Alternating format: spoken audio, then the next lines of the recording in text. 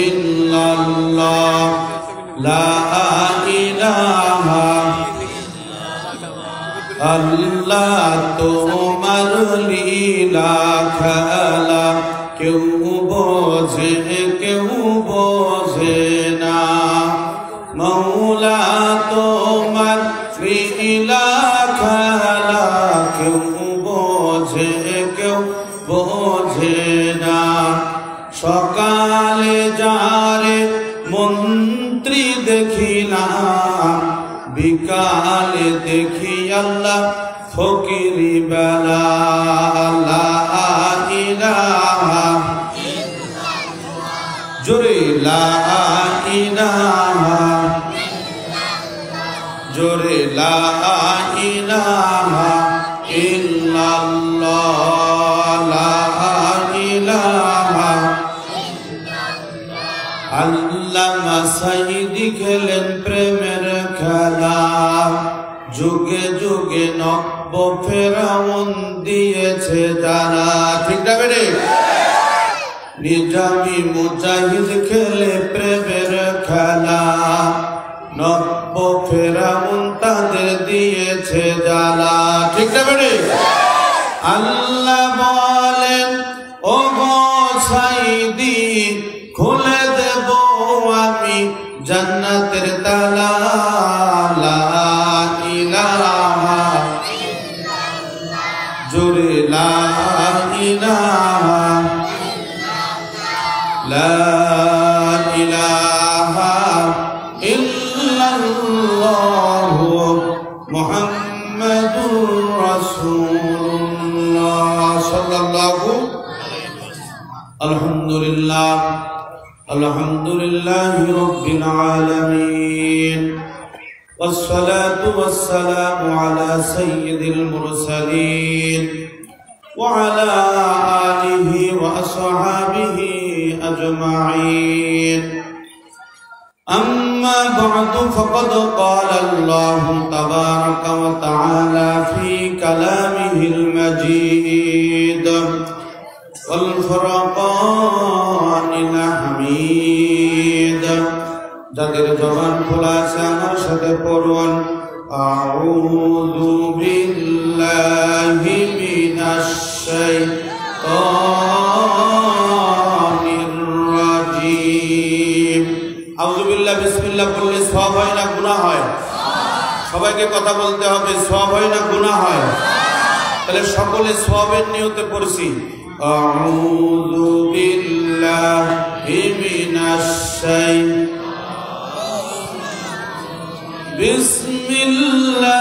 বিসমিল্লাহির রহমানির রহিম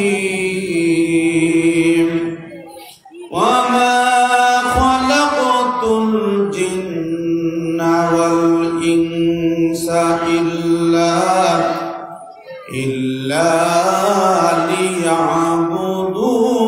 লিয়াবুদুন إلى آخر الآية وعن أنس أنه قال قال رسول الله صلى الله عليه وسلم لا يؤمن أحدكم حتى أكون أحب إليه من والده وولده والناس أجمعين متفق عليه أو كما قال عليه الصلاة والسلام উপস্থিত আজকের চাঁদেরহাট কামিল মাদ্রাসা ময়দানে আজকের বাংলাদেশ শ্রমিক কল্যাণ ফেডারেশন নীলফামারী সদর উপজেলার গুরুত্বপূর্ণ একটি ইউনিয়ন রামনগর ইউনিয়ন কর্তৃক আয়োজিত আজকের ঐতিহাসিক তাফসীরুল কোরআন মাহফিল উপস্থিত সম্মানিত সভাপতি সম্মানিত প্রধান অতিথি বিশেষ অতিথিবৃন্দ আমাদের মাঝে প্রধান মুফাসসির হিসেবে উপস্থিত আছেন আমাদের উত্তরবঙ্গের আলোড়ন সৃষ্টিকারী প্রখ্যাত মুফাসসির কোরআন আমার স্নেহাস্পদ ছোট্ট ভাই জনাব হযরত মাওলানা আলমগীর হোসেন বিপ্লবী দ্বিতীয় আমির হামজা আমাদের মাঝে উপস্থিত আছেন অল্প সময়ের মধ্যে আসবে কোরআন এবং হাদিস থেকে আপনাদেরকে সুমধুর কণ্ঠে আলোচনা শোনাবে ইনশাআল্লাহ।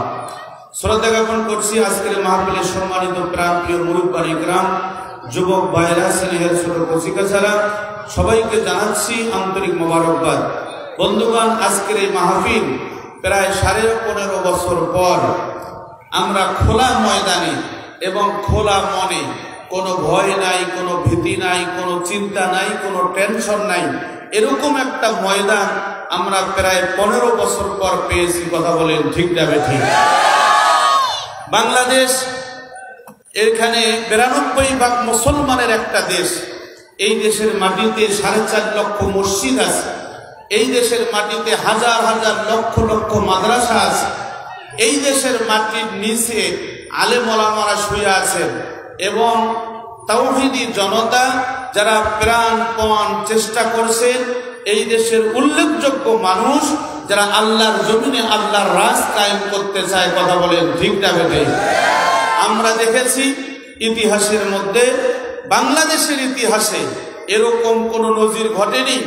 স্বৈরশাসক এরশাদ চাচাও ছিল, কিন্তু উনি পালিয়ে যাননি। সাবেক প্রধানমন্ত্রী ফ্যাসিস্ট সরকার নব্য ফেরাউন ওয়ালামা ইকরাম যার উপাধি দিয়েছেন, যিনি হাজার হাজার মানুষকে নির্যাতন করেছেন, জুলুম করেছেন, অন্যায়ভাবে বৈষম্য বিরোধী ছাত্র আন্দোলনে ছাত্র ভাইদেরকে গণহত্যা চালিয়েছেন।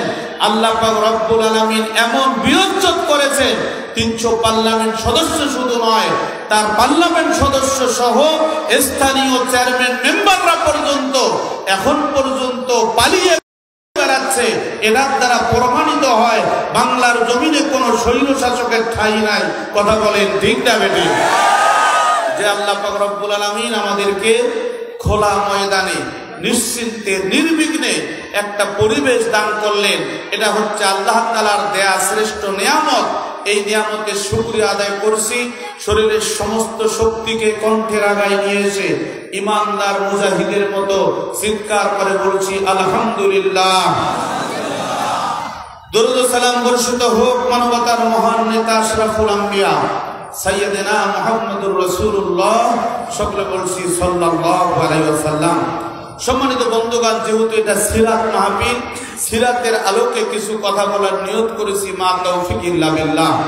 আল্লাহ পাক রব্বুল আলামিন বলেন, ওয়া মা আরসালনাকা ইল্লা রাহমাতাল লিল আলামিন।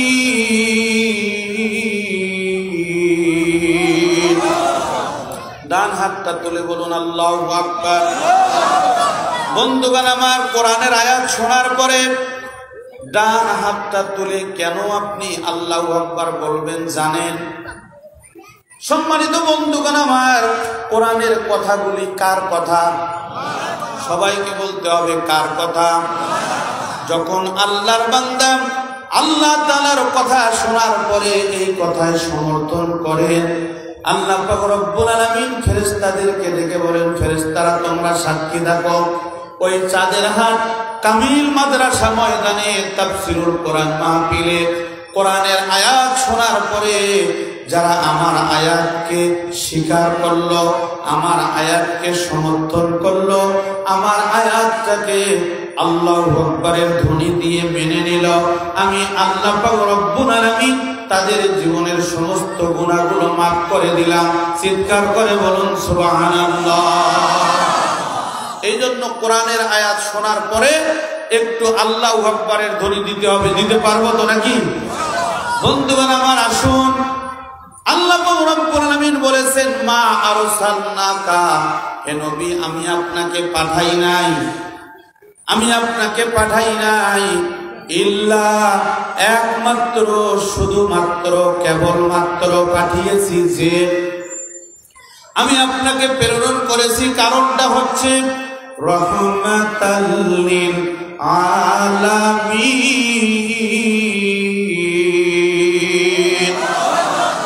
আপনি হচ্ছেন রাহমাতাল লিল আলামিন, গোটা বিশ্ববাসীর জন্য, বিশ্ব জগতের জন্য।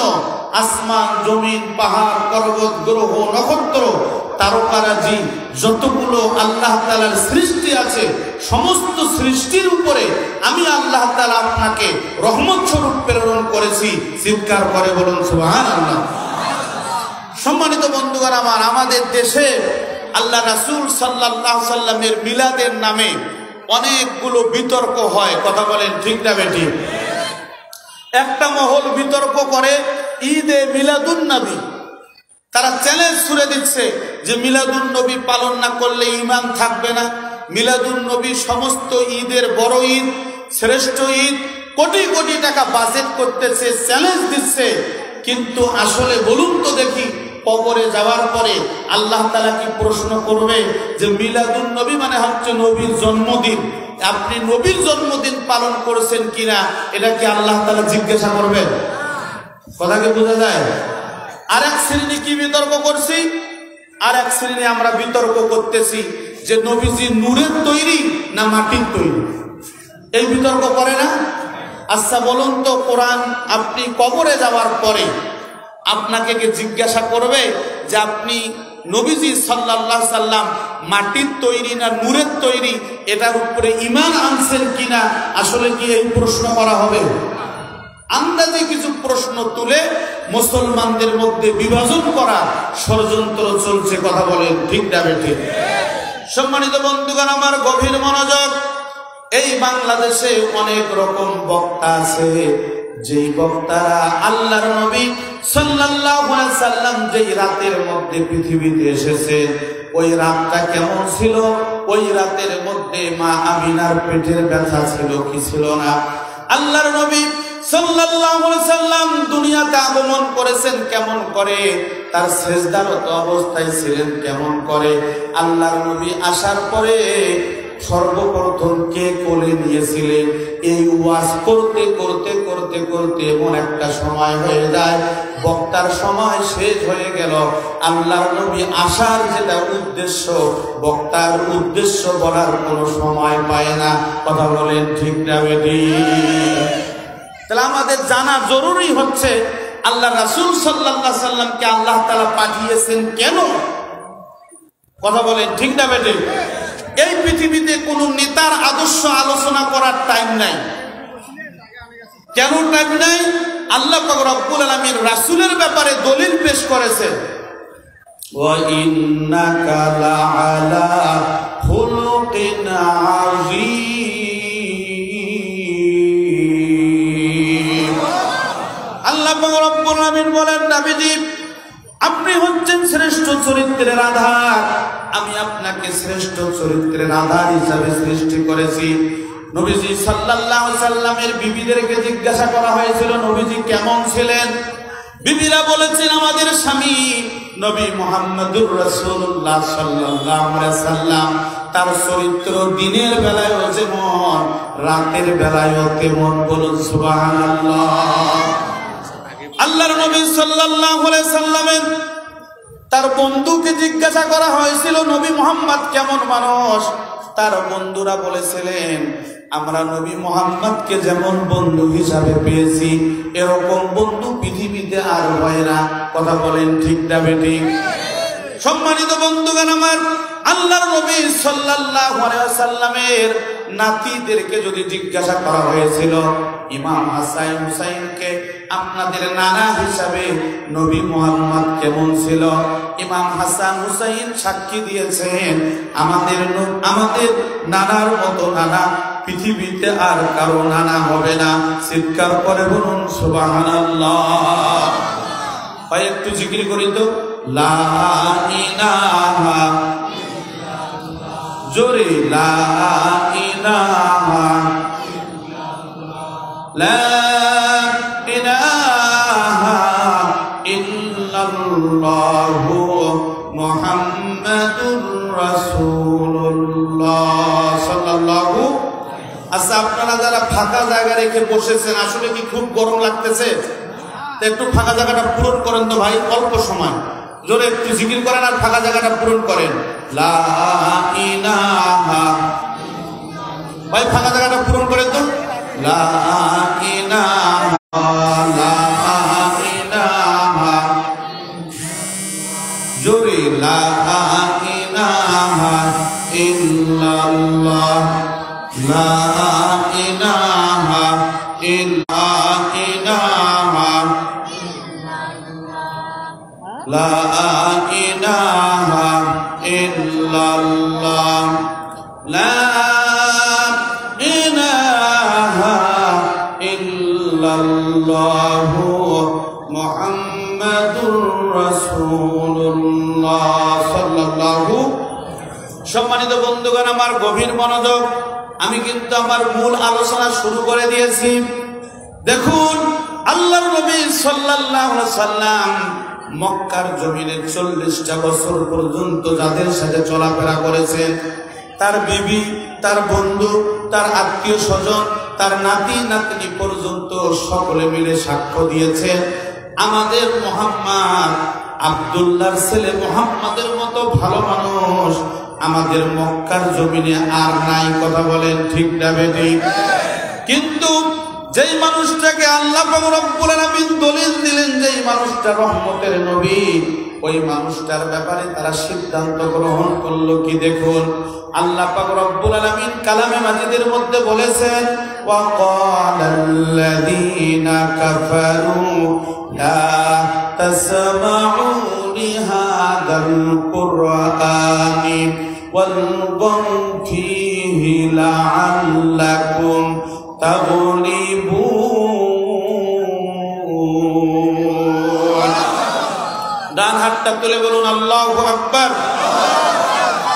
সম্মানিত বন্ধুগণ আমার, আল্লাহর নবী সাল্লাল্লাহু আলাইহি সাল্লাম যখন কোরআনের দাওয়াত দেওয়া শুরু করলেন, কোরআনের কথা প্রচার করা শুরু করলেন, কোরআনের কথাগুলো শোনার পরে কোরআনের পক্ষের লোকজন যখন ভারী হওয়া শুরু হয়ে গেল, কোরআনের প্রতি মানুষ ঈমান আনলো, আল্লাহ আল্লাহ রাসূলের কথাগুলো যখন মানুষগুলো দলে দলে মেনে নিচ্ছে, ওই সময়ের শাসক গোষ্ঠী মক্কার কাফিররা, আবু জেহেল, উতবা, সাইবা, আবু লাহাব, ইবনে মুগীরা, তারা সকলে মিলে পরামর্শ করে একটা আইন তৈরি করলো। আল্লাহ পাক রব্বুল আলামিন বলেন, এরা কি আইন করলো?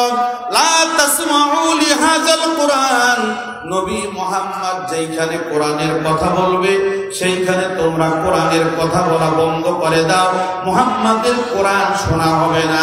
যদি এই কোরআনের প্রচারণা চলে তাহলে আজ বাদে কাল আমাদের বাপদাদার ধর্মের কিসসা আর কেউ শুনবে না। তখন তারা নবী মুহাম্মদুর রাসূলুল্লাহ সাল্লাল্লাহু আলাইহি সাল্লামের প্রত্যেকটা সভা সম্মেলনে বাধা এবং প্রতিবন্ধকতা সৃষ্টি করলো। কথা বলেন ঠিক না বেঠিক? আজকে দেখুন, যুগে যুগে কালে কালে নমরুদ, ফেরাউন, হামান, সাদ্দাত, এদের সাথে হযরতে মুসা আলাইহিস সালাতু ওয়াস সালাম, হযরতে নূহ আলাইহিস সালাতু ওয়াস সালাম, হযরতে ইব্রাহিম আলাইহিস সালাতু ওয়াস সালাম, নবী রাসূলদের তদানীন্তন বিরোধ ছিল একটাই, যে মুহাম্মদুর রাসূলুল্লাহ সাল্লাল্লাহু আলাইহি সাল্লাম যতগুলো কোরআনের কথা বলবে তার কোরআনের কথা বন্ধ করে দাও, এটাই ছিল তাদের টার্গেট। কথা বলেন ঠিক না বেঠিক? আজকে একই কায়দায় আমরা দেখতে পাচ্ছি এইগুলোতে 100 কোটি জারি করেছিল। কথা বলেন ঠিক না বেঠিক? একটাই অপরাধ, সেটা হচ্ছে যে কোরআন প্রেমিক জনতা কোরআনের কথা শুনতে চায় আর কোরআন সম্মত জীবনযাপন করতে চায়, যাতে করে এই